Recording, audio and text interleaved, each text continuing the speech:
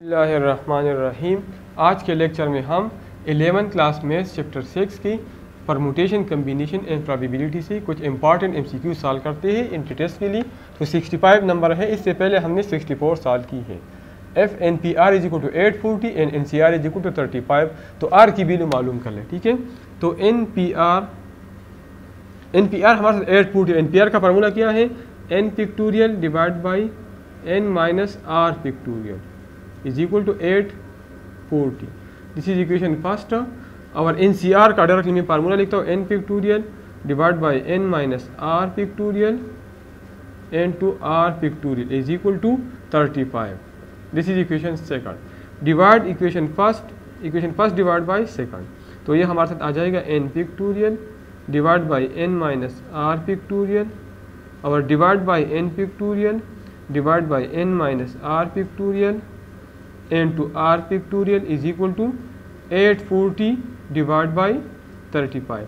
तो अब ये N factorial divide by N माइनस R पिक्टोरियल और ये डबल डिवीजन में है तो इस तरह आ जाएगा N माइनस R पिक्टोरियल, ये डबल डिवीजन में ऊपर आ जाएगा into R pictorial divide by N pictorial. ये N पिक्टोरियल के साथ खत्म, N माइनस R पिक्टोरियल के साथ यहाँ पे 7 5 35, 16 5 80 और 8 5 40, 7 1 7, 7 2 14 और 7 4 28। मतलब कि R पिक्टोरियल हमारे साथ 24 के बराबर आ गया। अब इसको भी पिक्टोरियल फॉर्म में कन्वर्ट कर लें तो ये R पिक्टोरियल 24 में लिख सकता हूँ 4 into 3 into 2 into 1, इससे भी 24 आता है। तो R factorial is equal to 4 factorial, तो R इज इक्वल टू 4। यहाँ भी पिक्टोरियल यहाँ भी पिक्टोरियल, तो R इज इक्वल टू 4, ठीक है। तो हमारे साथ आंसर आ गया 4। ऑप्शन नंबर डी इसमें करेक्ट ऑप्शन है। नंबर 66 है FNC5 = NC11। तो N की वैल्यू मालूम कर लें।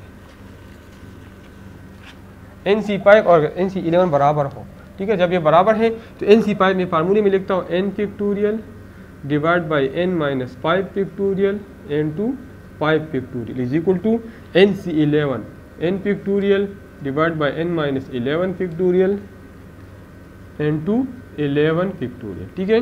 तो both side multiply by N factorial divide by N factorial खत्म हो जाएगा। तो हमारे साथ ये आ जाएगा 1/n माइनस 5 पिक्टोरियल। तो n माइनस 5 पिक्टोरियल में लिख सकता हूँ n minus 5 into n minus 6 into n minus 7 into n minus 8 n minus 9 into n minus 10 into n minus 11 factorial, ठीक है। और ये 5 पिक्टोरियल अपने जगह पे आ जाएगा is equal to 1/n minus 11 factorial. और ये 11 पिक्टोरियल में लिख सकता हूँ 11 into 10 into 9 into 8 into 7 into 6 into 5 into 4 into 5 pictorial. अब इक्वेशन का एक साइड ये है, दूसरा साइड ये है। तो इस साइड को भी आप मल्टीप्लाई कर लें n माइनस 11 पिक्टोरियल और 5 पिक्टोरियल से, n माइनस 11 पिक्टोरियल और 5 पिक्टोरियल। और इस साइड को भी आप n माइनस 11 पिक्टोरियल और 5 पिक्टोरियल से मल्टीप्लाई कर लें। तो 5 पिक्टोरियल से साथ हम n माइनस 1 पिक्टोरियल इसके साथ और यहाँ पे n माइनस 1 इसके साथ ख़त्म हो जाएगा और 5 पिक्टोरियल। तो हमारे साथ आ जाएगा 1/n minus 5 into n minus 6 into n minus 7 into n minus 8 into n minus 9 into n minus 10 is equal to 1/11 10 9 8 7 6 into 6, ठीक है। 1 2 3 4 5 6 1 2 3 4 5 6, ठीक है।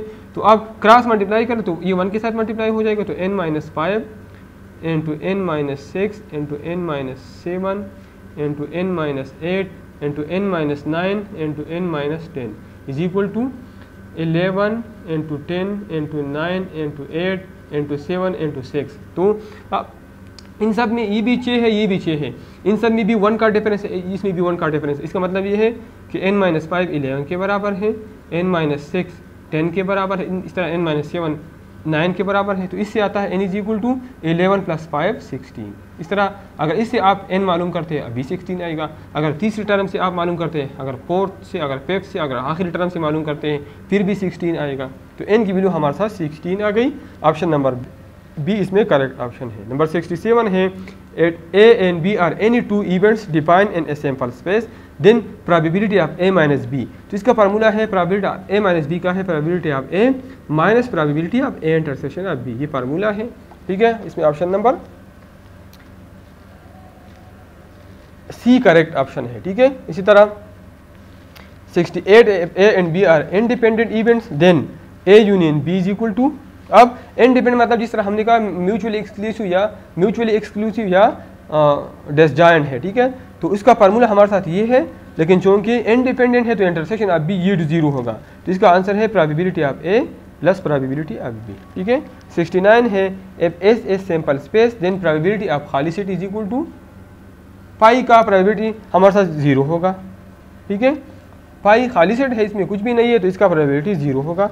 For any two events A and B probability of A divide by B, तो इसका formula है probability of A intersection of B divide by probability of B. याद रख लें, अगर बी डिवाइड बाई ए आ जाए, ठीक है, तो probability of A intersection of B और यहाँ पे ए होगा। ठीक है, अगर ए डिवाइड बाई बी हो तो यहाँ पे प्रोबेबिलिटी ऑफ बी होगा, अगर बी डिवाइड बाई ए हो तो यहाँ पे प्रोबेबिलिटी ऑफ ए होगा। ठीक है, नंबर 71 है ए प्रोबेबिलिटी ऑफ बी हमें गिवन है, probability of A union B हमें गिवन है, और probability of A intersection of B हमें गिवन है, प्रोबेबिलिटी ऑफ ए मालूम कर। तो एक फार्मूला हमने पढ़ा है probability of A union B is equal to probability of A plus probability of B minus probability of A intersection of B.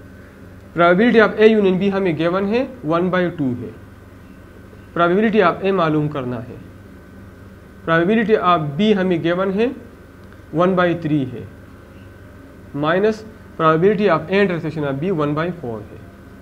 तो probability of A is equal to 1/2, ये -1/4 यहाँ पे +1/4 हो जाएगा, ये +1/3 यहाँ पे -1/3 हो जाएगा।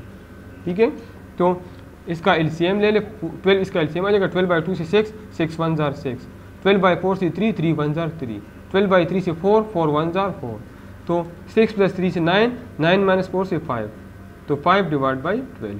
ठीक है, तो इसमें ऑप्शन नंबर ए करेक्ट है। तो इसी के साथ आज का लेक्चर ख़त्म हो गया। आप लोग मेरा चैनल लाइक करें, सब्सक्राइब करें और मैथ्स वाले स्टूडेंट के साथ शेयर करें। Thank you.